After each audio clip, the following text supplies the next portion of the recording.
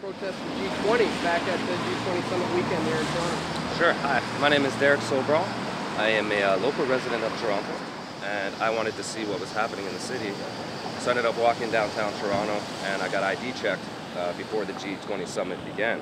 Listen, okay, this is the way it happens, okay?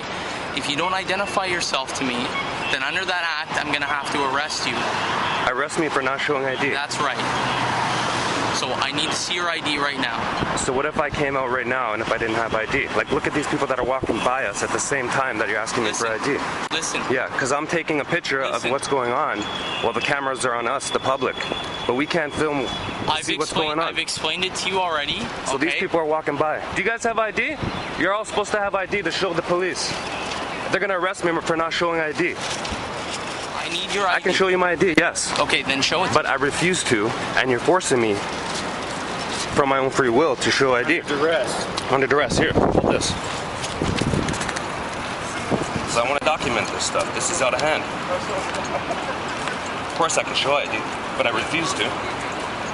Approximately 6 weeks after the summit was finished, something happened to you near your house. Tell us a little bit about what happened.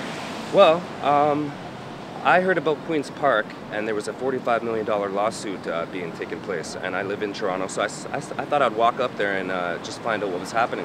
They were simply shocked at what they had gone through. They never thought that this could happen in Canada. There appear to be hundreds and hundreds of potential claimants here who experienced essentially the same types of issues and concerns. I've launched this lawsuit on behalf of the class of plaintiffs to seek the truth and to hold those responsible for these actions accountable. So basically I went up there and City TV Pulse 24 wanted to do a live piece with me, and they put me on television and they asked me what I thought about G20. And why were you on the streets of Toronto? Well, the fact that there's 16,000 police officers, I think we have a right to know what's going on in our city, and we have to be open and honest, and we have to have a public inquiry take place. And what I witnessed on the G20 summit was appalling. What happened, innocent people were being detained, illegal searches, secret laws passed in private. We all have human rights, and we're not going to be brutalized by the police. We're not going to be terrorized. We don't stand for Public Works Act, which is a fraud. Okay. So that's pretty much it. That's why you're here, okay? Yeah. And you're going to be joining this, G20classaction.com. I did that show, and then about 8 days later, I'm sitting in front of my condo. Yeah, this is where I was on the night of August 16th, and I was just sitting here having a conversation with somebody when I noticed that a cop car had his lights off, and he was way in the back. Now I said, that is a little suspicious, one, and I said I should have the right to go up and just ask like a question off the record. I wanted to ask him about the Freedom of Information Act, and I just asked him a couple questions. I said, I've done a couple radio shows and I was on television. I informed him. And I said, I want to know, I just had a question for you. Do you mind if I ask you a question? And he agreed to that. I had a question with him. I was a gentleman. And I just said, I wished him a good night. And 5 minutes later, he pulls his car around saying that I'm loitering out front of my condo where I live. And I thought, oh no, like this is an intimidation tactic. And he asked me for my identification. And I said, wait a second, you don't have the right to ask me for identification. This is my right to be on a public sidewalk first. And I said specifically, how dare you come up and intimidate me? This is not right. That's the point where he got out of his car, and we're going to look at the security camera right now. I'm standing right in front of my condominium here, and basically a car pulls up, police officer says, come here. And he proceeded to ask me what I was doing there, why I'm here out this late, and he said I was loitering. Basically, he was like fishing. He said, I'm loitering. Where do you live? I need your identification. I said, what are you doing out here? You're loitering. And I said, excuse me? I said, I live here. He's sitting in the car and I'm in the window talking to him. He's saying, do you live around here? This is 2 o'clock in the morning. What are you doing out here? It's 1:57 a.m., you know? I just went out for a cigarette. Is there something against the law that says I cannot have a smoke outside? He just started interrogating me. He said, are you scoping me out? Because, you know, coming from a police standpoint, like, why would I go up to him in the middle of the night and ask him a question? But I think I have the right to do that, you know? You can see I'm right behind him at that moment, and that's where he pushes me. Yeah, exactly. He pushes me there, and then I'm taking off. Because he has the ID, and obviously I live in the same building. It says this on your ID? It does. It says the same address. Yeah, this address. So how could I give the identification and then take off? Where am I going to go? I live here. I said, I'm not going to be afraid to go and try to make contact with this police officer. Yeah. Just because I want to know if he's aware of what I'm aware of what happened. Because he's serving the public, he should have knowledge of what occurred, that went wrong, and he should have... What was the tone of your voice, though? The tone of my voice was it was relaxed, you know? I'm not, like, the way that I talk now. Yeah. I give him the identification. As I'm giving him the ID, he pushes me. Now, he assaults me, I move about 3 feet, and that's when I ran to get help because I've just been assaulted from a police officer. So you could see that he gets in his car, basically. And in that circumstance, I was afraid because I've seen those snatch and grab tactics during G20. I've seen innocent people being rounded up, taken into police cruisers, and I was in fear. And I went to get help. I went into my condominium to get the security guard. See, that cop just pushed me. He just assaulted me. That cop right over there, that's him. He's coming after me now. I gotta go get help. That's pretty much what I said. I was really upset that I just got hit. The cop was obviously trying to provoke me. He wanted me to retaliate. What happened was when he pushed me, he was provoking me. He was probably looking for me to hit him back, and I've never touched a police officer. And when we got back, when I went in to get help, I went directly to the security guard. I think I just dropped my iPad there. So I'm just showing the security officer, come here, I need some help. I just wanted to be protected in my own place where I live. And I'm just like, I need some protection, what can you do? I'm terrified, I don't know what to do. Like, if you have a police officer running after you for doing nothing, you're gonna be a little bit intimidated, for sure. And especially where I live. How can I be loitering? I was just shocked. Completely shocked. Very surreal. This is the one they went through? Yeah, this is the door that I went through. When I came in and I was running trying to get help, I just went right to the security. See all the cops come in. There's 2 at the beginning. And one guy you can see just puts on his gloves right away. Yeah, they're getting ready. Here he goes. Let's get down to business. Let's get this loiterer who's just standing in front of his condominium. You could obviously see he's got my identification in his hand. Because I was complying up until the part that he assaulted me. I wouldn't have ran if there was no other reason other than I was in fear. So he has to call like all the backup. He couldn't handle me himself. Like, I have no power, I don't have a gun, I'm not a threat, I don't have a criminal record. He had to call so many guys to come after me. So he's showing them, here, this is the guy. Shouldn't they know that I live here? How could I be loitering? How could they come after me for nothing? And he's saying, like, he's putting his hands up like he's in defense. Like, oh, I did nothing wrong, this guy just started running, he probably has drugs on him or something. Making up some kind of story. This is the guy. Everybody else is just doing their job. You know? But he's got to be held accountable. As soon as I come into the lobby, you can see that he has my identification in his hand. So you know that I would run because I was assaulted. Because I wouldn't have gave my ID if I chose to run after that fact. I would have just ran and not show ID. So it's good to come back to my home where I should feel secure. I should feel protected, you know.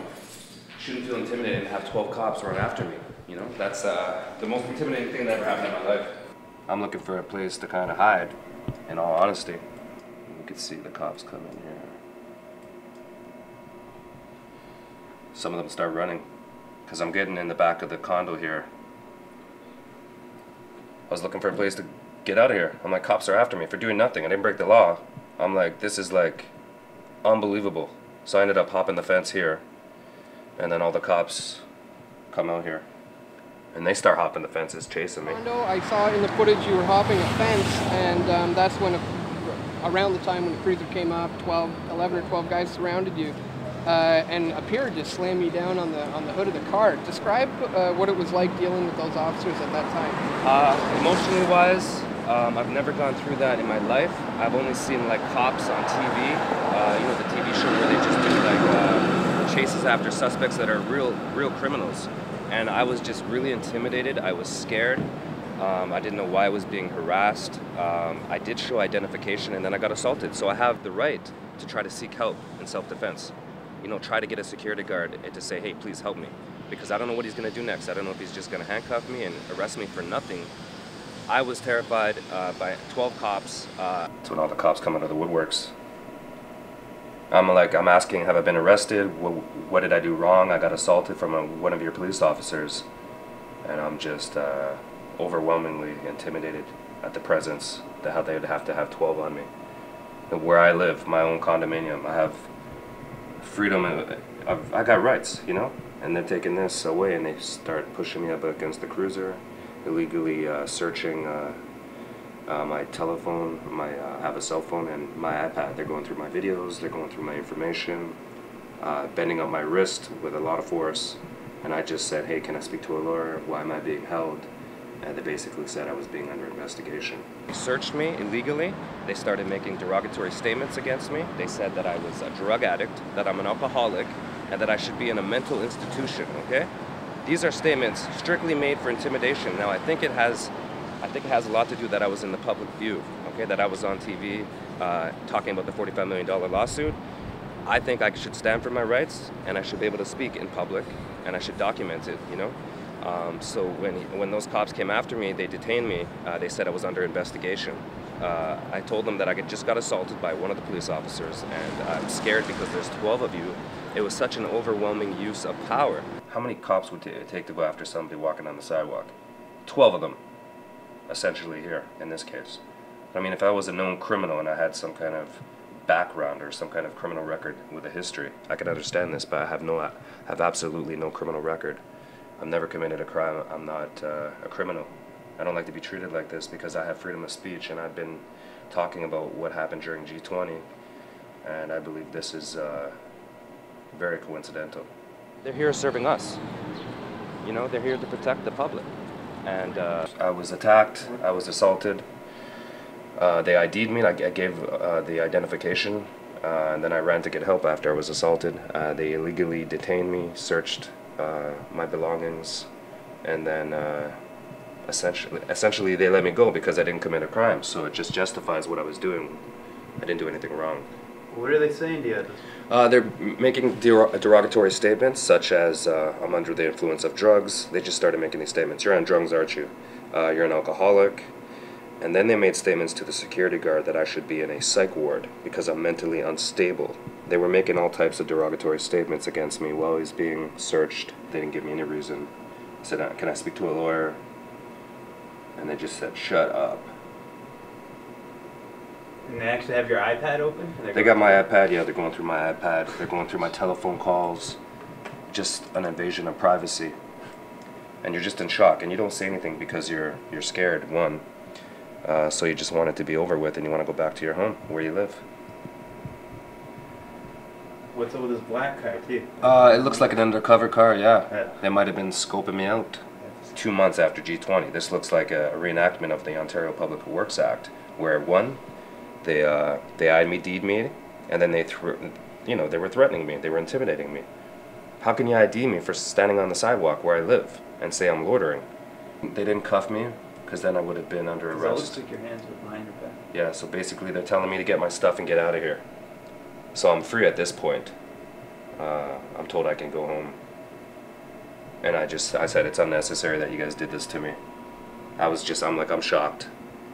I was making little comments like, I can't believe you guys do this to people. You know what I mean? What did I do wrong? I don't have a record. I can't believe you guys, you know? I just walk away and that was it. And there's the one dude. He was the only one that abused his power. The other cops, I commend them for doing their job. They were only responding to a call. But they probably knew that they saw the identification that I lived in the condominium, so they knew that I didn't do anything wrong. And then I just walk home. I get ID'd and everybody else is free to walk. And it shows that the Ontario Public Works Act was in place 8 weeks after G20. Because they ID'd me, they intimidated me, and then they let me go without arrest. And I do not have a criminal record, for the record.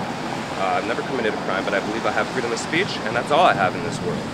You know, I have the right, my weapons are my mouth and my camera when I want to document things that are happening. We're with the police to protect the public. Let's ask the right questions. We're not going to shut up. We got voices. We got freedom. We have civil liberties. And you can't try to take them away, sir. We have to be aware of what's going on. And a lot of crimes were committed during this G20 event. And the only people that are actually covering it is the alternative media, and such as Press for Truth, The Real News, and you can check out my website, www.thesecretstore.ca. There's a lot of evidence there.